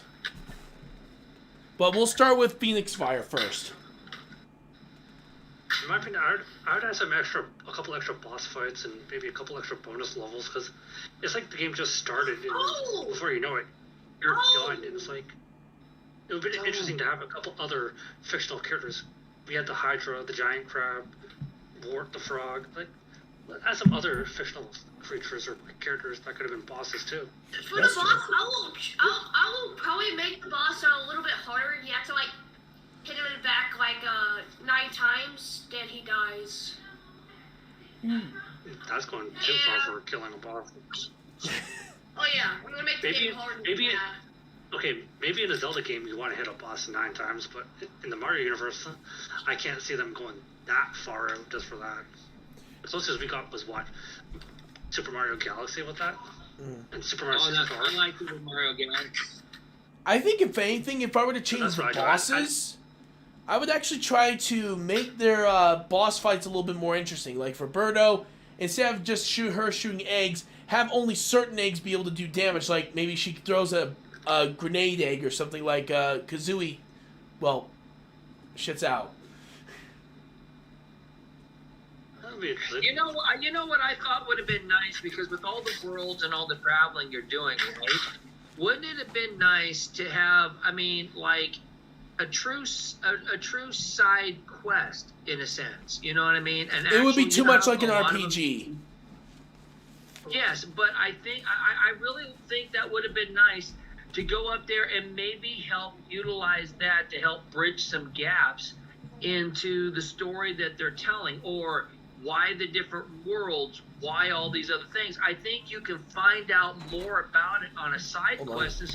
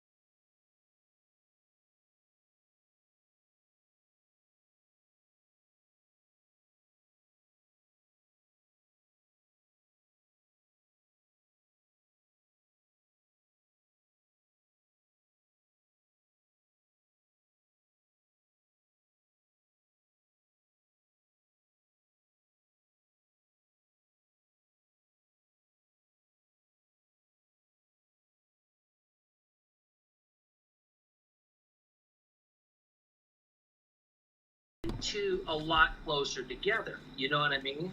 Mhm. So that is the reason why that even if you would have just had Bowser's, kind of like when it comes up. So let's say you took out the final boss, but instead of him, you see Bowser's face come towards the screen. Then you knew that it was Bowser the whole time that was manipulating everything, but not necessarily the main protagonist.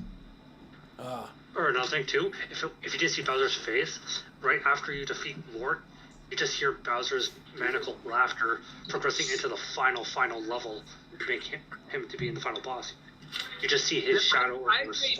Something that had Bowser in it, but it had Bowser still. I'll be right back, guys. Okay, catch y'all later. So, my point is that like, but it had to be at the end. You couldn't hint it that Bowser was there. You had to show him at the end that Bowser was controlling everything. And I really believe, manipulator.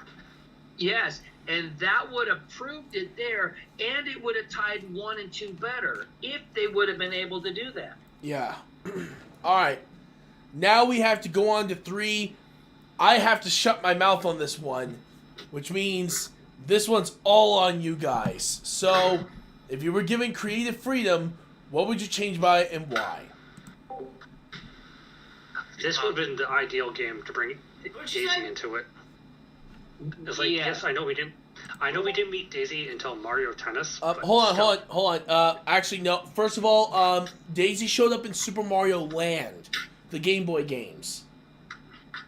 Oh yeah, that's true. That's But yeah, right, Oz's Train. Basically, the question is, if you were given creative freedom to change anything about Super Mario Bros. 3, what would you change about it and why? Unfortunately, I can't say anything because I have to mute myself.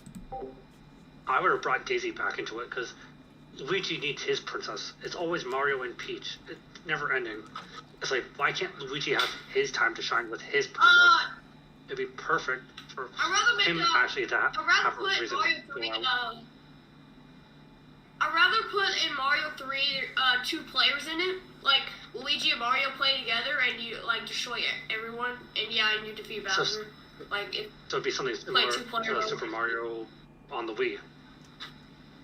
Yeah, but I get back to what you're saying, though, that they should have probably went back and started introducing some of the things, too. Daisy would have been a really nice one to bring back in and stuff, and I think that would have at least made it to where you could have had both princesses, and then you have Mario and Luigi.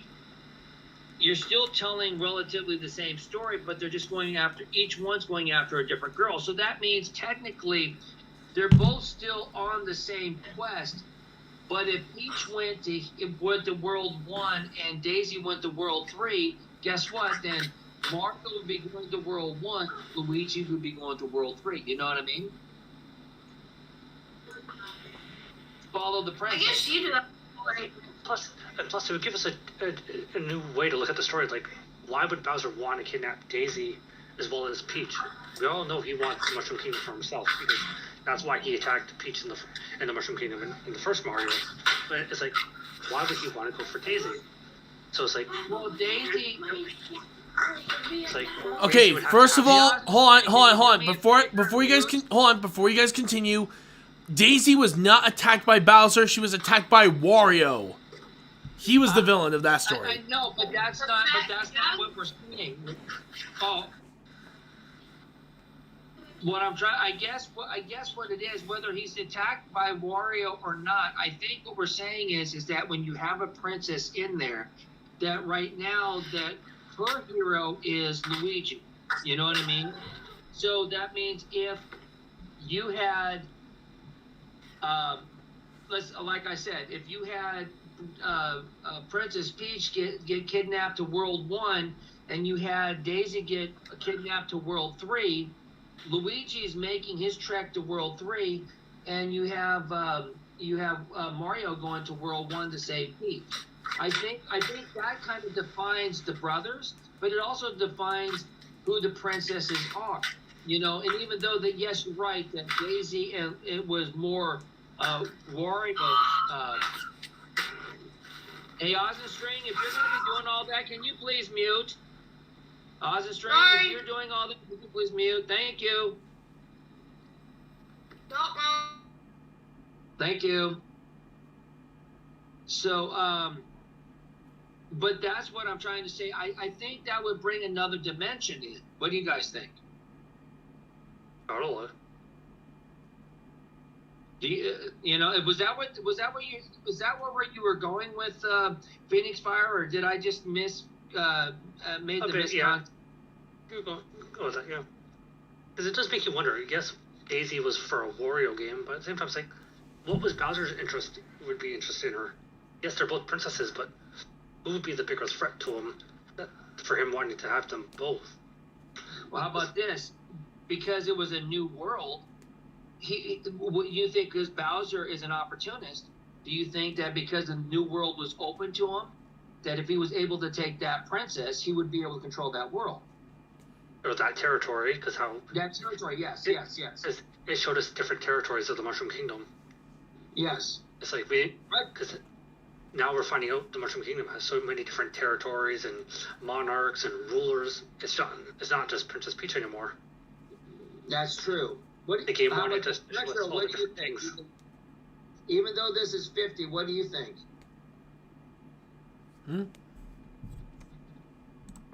What'd you say? I said, when you were listening to us back and forth, what's your take? I'm just kind of curious on your take on this.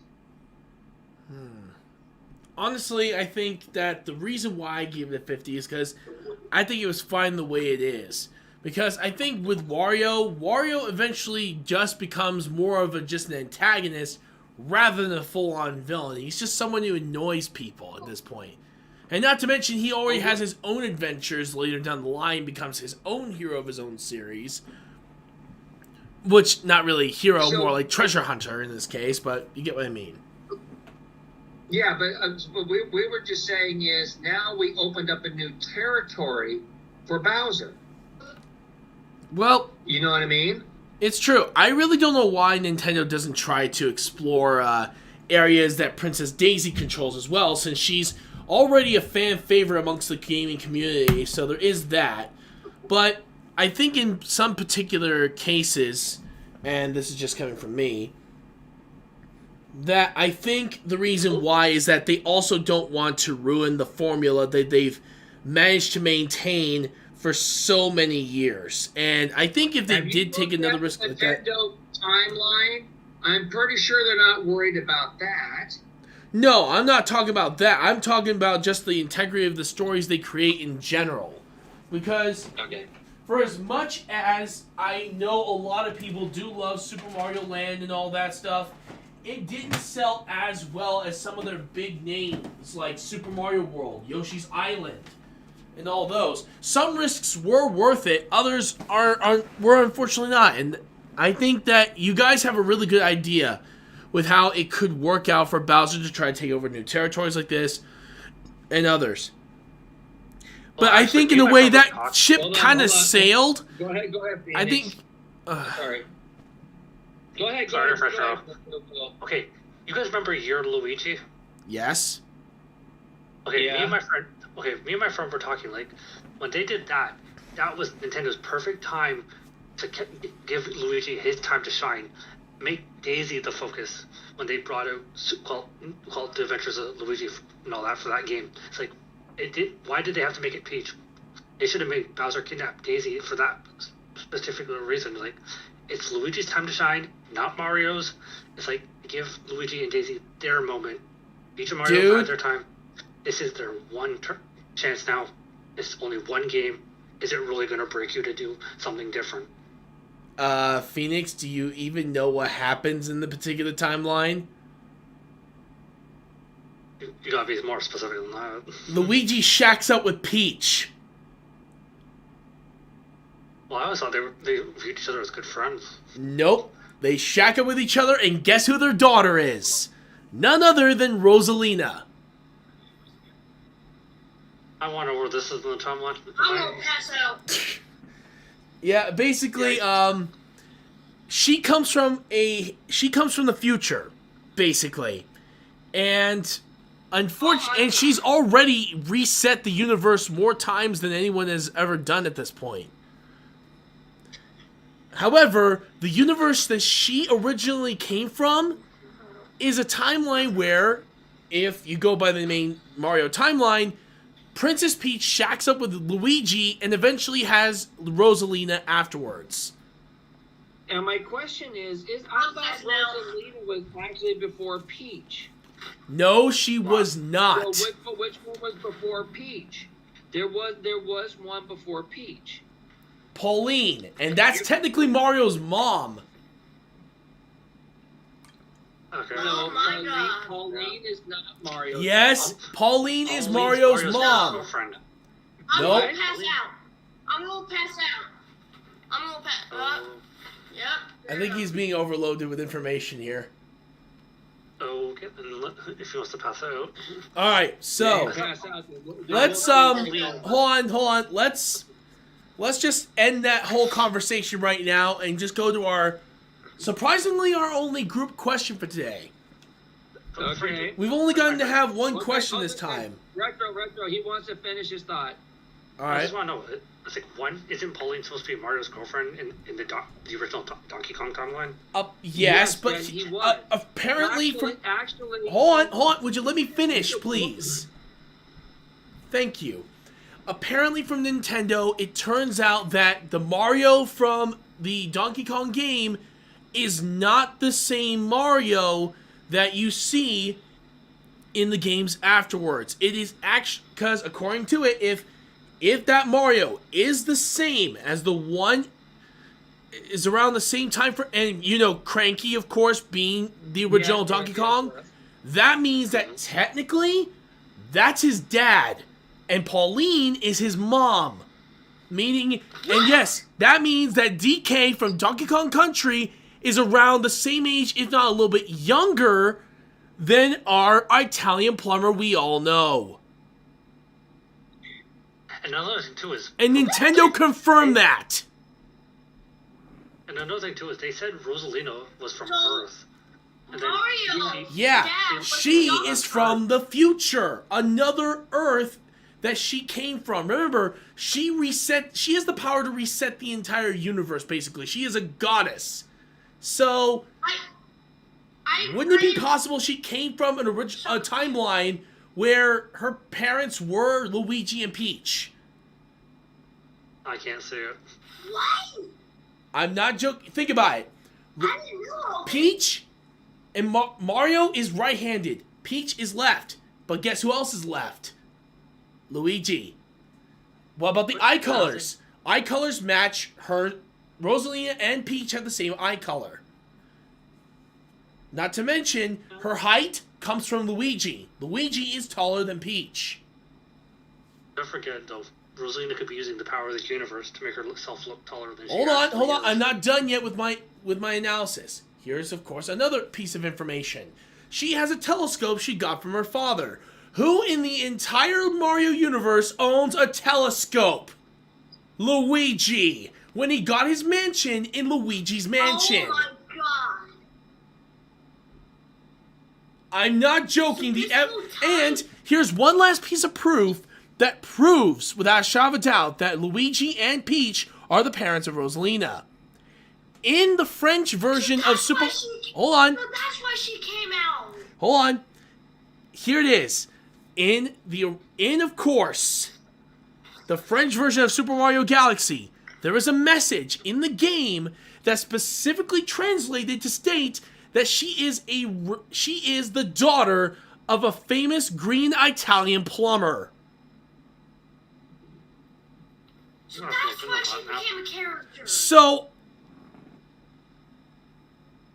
any way to disprove that now? I remember when I'm an investigating god. I'm kidding.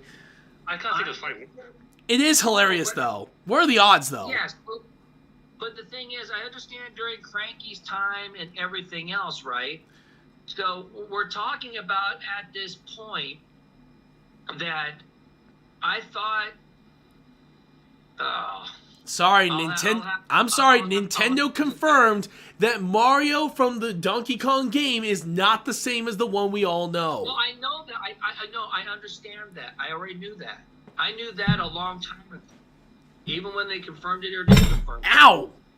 Because take a look at Donkey Kong Country right over there. Cranky was the original Donkey Kong. Exactly. So, Yeah. and a lot of people, and the reason why Nintendo stated that is because that it within the time frame that it was supposed to be in, and for how long apes live, it makes sense that it would be his dad that would be the one that would be dating and marrying Pauline after the game. Yeah. But then So- look I am so at Mario stressed Odyssey. out. Pauline makes reference to Mario and Donkey Kong back in the day when she was a couple with Mario. You Exactly. gotta remember What, And actually, It it's went actually back. here's something. What about Galaxy? Super Mario Galaxy. Basically, for Super Mario Galaxy, it's still in the regular timeline like usual. However, and I'm just gonna say however on this one, is that yes, Rosalina is basically from another version of their universe. So it's really Galaxy is kind of showcasing Rosalina anyway, Exactly. It's just because that's Yeah. exactly what this is. So if Okay. yeah. Another thing If too is Rosalina- Odyssey is before Galaxy. went to if Rosalina went to the future, how old is the Luigi and Peach? Technically, they're still the same age. She's just from another world, and considering how many times she's reset the universe, there's a high likelihood she could be well over. If you were to do the calculations for how long a universe has remained around, and all that, I would But say maybe Rosalina as far as is a. now an arrow. What was it? A couple of years ago. I don't understand why Remember- spirits are not old now. But you know, I was just thinking something. Rosalina was never tall. Yes, she was. She's just She's a gi- projected. She's an Amazon woman compared to most people. No. No, I'm talking originally. Yes, she was taller. Have you compared her to Mario? No, but my point is, I'm saying that at first, if I remember correctly, when I first saw Rosalina was not that tall. He was an average height like Princess Peach. Look, she's average. She's not anything else. What I'm trying to say is when Rosalina came out. Yeah, when you Rosalina first saw was her, not she was tall. using an astral Actually, image. Rosalina, I'm saying, when she first came out, she was not as tall. She was not as tall as Peach. She was actually shorter than Peach. What I'm trying to say is Rosalina, when they first came out, if my memory serves me correct, she was smaller. Then your memory is off. I remember when they first announced Mario Galaxy and then all that, and they first showed you pictures of Rosalina and all that, and the internet went wild because he kept saying Rosalina's Peach's mother. It's like that was such a big No, they rumor that fully everyone confirmed was she's ready not. for. That's true. That's true. But for some reason, I thought Rosalina, from what I can remember, she was smaller. No, she was Now, I'm not. She was trying to actually say taller. She was the same height as Mario.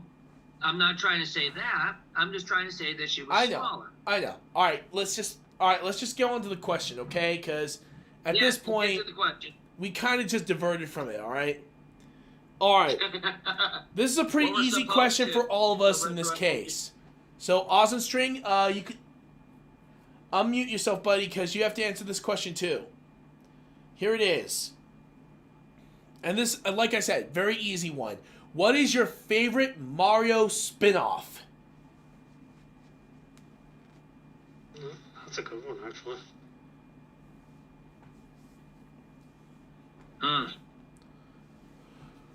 That's really hard for me because there's a lot of good ones. There is a lot of good ones. I will say that. But you know what? I have to say, I do like Galaxy. You know, I do like Super Mario not Galaxy. mainline games, spin-offs. Oh, Oh, spin-off, sorry. Like Mario Kart, Oh, I Mario meant, Super Sluggers. What's going on? I have to talk to my dad. Oh yeah, the question is, what is your favorite Mario spin-off? The way he spins or something? Basically like Mario Kart, Mario Super Sluggers, Mario Strikers Charged, Oh. the Mario Sports Mix game, or I like Super Smash How about Brothers. Mario Party? Mario Party is also a spin-off. I was gonna say, for me, for I my like Mario. I like cards. Mario Kart? Alright. I like Smash Bros. I really don't know. For me, I'm gonna be honest. I'll say Mario Party because it's the only Mario spin-off where you can actually see everyone in the Mushroom Kingdom actually getting along peacefully and actually being friends, and there's no animosity, no enmity. It's like they're actually just having a good time, being friends, hanging out, and whatnot. They don't want to kidnap no one or whatnot. They just want to have fun playing mini games and playing board games. Oh yes, the game that ruined thousands of friendships. And also, I like Mario Golf. Just want you to know, Mario my Golf? dad just said, well, I had to say a little bit, so we can go to Walmart so I can get some cheap headphones. Nice. Then I'll probably have to get the so me and Dad can play Warzone. Nice. If I were to say, personally for me, I'm going to go with a tie between Smash Brothers and Mario Kart. Yeah, that's true. Mario Both Kart are is good. better. Hey, Dad, you ready? Both are good. Hi. Alright, everyone. Huh? Oh, he's, Pepperoni. Yeah, no mushrooms. Yeah, mushrooms. Yeah. he's ordering a pizza. All right, everyone, put your pizza order. Alright, hey, wait, give us an order. Oh, damn it. Damn Missed it, out on the Oz. pizza order. Alright, so I guess that pretty much ends it for today. I want to thank Phoenix Fire, String, and MasterChief2011 for joining me here today for this amazing review of the Super Mario Brothers trilogy. Should we do GoldenEye next Saturday? Actually, next Yes. Saturday, Yes. actually, Yes. hold on. Next Saturday is actually going to be the original Legend of Zelda and the original Legend of Zelda 2, The Adventure of Link. Wait, are we gonna do the Trimmers too next time? We already did Tremors, bud. But yeah, with the Legend of Zelda, with the Legend of Zelda right here, we're going to be having my buddy Rye Guy join in, and I think we might be able to add one more person in if we're lucky. Because I know there's a couple of people that really love the Legend of Zelda franchise. I need to talk to them and see if they want to join in. Okay, dude. Wait, hey Retro, am I gonna Okay. be in a next stream? Am I I'll gonna be in the next stream? I'll definitely try to find a game that I actually hang on for a moment. I did forget something. Since right before we end the stream, we always let our guest stars vote for for one of our future episodes. So, what game, movie, television, cartoon, anime, whatever, what piece of media would you want us to review one of these days? B? Yeah, we'll start with you want Oz. me to, We'll ask start. what episode? Yeah, like what episode would you like for us to do? Also, we're gonna ask Master Chief and Phoenix Fire as well. Starship Troopers. Starship Troopers. All right, Starship Troopers. Make sure you put a theme music on it when you start the stream. When Got the it. stream is. Oh, I will. Okay, so when I join the stream, it's Troopers theme music. All right, Phoenix Fire, you're next. GoldenEye and Perfect Dark. GoldenEye. And Perfect Dark, because how they are sisters. You can't have one without the other. Oh wait, alright, so I'm gonna join every Saturday. I'm gonna join every Saturday. How about that? I already have some guest stars for other episodes. I'll let you know when I can get you in, okay? And of course, we have Master Chief. What about you? I want to do another. I think we should do another episode, and I want Phoenix Fire to be there when we do MythBusters. We already did Mythbusters, though. Mythbusters 2.0. 2.0. All right, so how about the next Mythbusters episode we do? It's more talking about our top 10 favorite episodes. That sounds good for me. All right, here we go. Mythbusters top.